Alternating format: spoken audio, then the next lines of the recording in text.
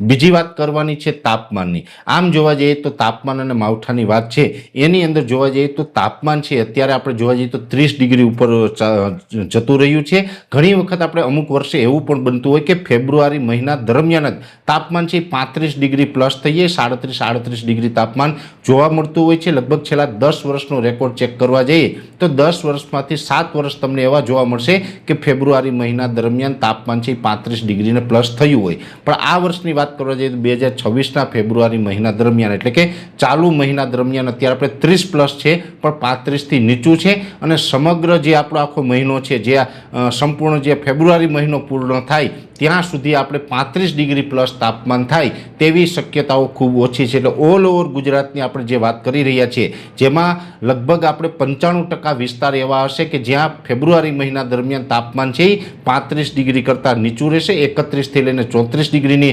રેન્જમાં તાપમાન જોવા મળે તેવી શક્યતાઓ છે। એટલે આ વર્ષે સિવિયર જે હીટવેવ કે આ વગેરે જે આપણે ફેબ્રુઆરી મહિના દરમિયાન ઘણી વખત જોવા મળતું હોય એવું જોવા નહીં મળે। તાપમાન ચોક્કસથી હવે ઊંચું જશે પણ 35 ડિગ્રીને પ્લસ થાય તેવી શક્યતાઓ નથી। એટલે ઘણા વર્ષ પછી આવું પહેલી વખત થવા જઈ રહ્યું છે। ફેબ્રુઆરી મહિના દરમિયાન નોર્મલ અથવા તો નોર્મલ કરતાં 2 ડિગ્રી તાપમાન નીચું જોવા મળે તેવી સંભાવનાઓ લાગી રહી છે। જો કે આપણી એપ્રિલ અને મે મહિના દરમિયાન તાપમાન છે એ ખૂબ ઊંચું જશે ને એમાં આપણે હીટવેવ અને જે હાઈ ટેમ્પરેચરના રાઉન્ડ જોવા મળશે જેને કારણે લોકલ સિસ્ટમો બંધાય અને એપ્રિલ અને મે મહિનામાં જે તાપમાન ઊંચું જાય ને લોકલ સિસ્ટમ બંધાયને કારણે વારંવાર માવઠાઓ થતા રહે તેવી પણ શક્યતાઓ છે। જો કે એક માવઠું છૂટાછવાયું ફેબ્રુઆરી મહિનામાં પણ સંભાવનાઓ છે ને એની વાત આપણે ગઈકાલના વિડીયોની અંદર કરી ચૂક્યા છે।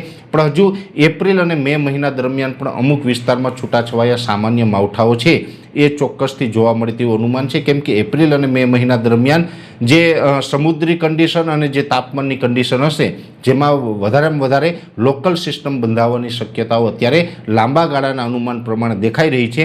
એટલે એપ્રિલ અને મે મહિના દરમિયાન બંને મહિના દરમિયાન માવઠાઓ જોવા મળે તેવી આપણે માનસિક તૈયારી રાખવાની છે।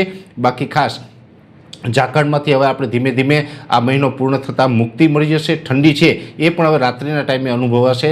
ફેબ્રુઆરીનું તાપમાન છે એ નોર્મલ રહેવાનું છે।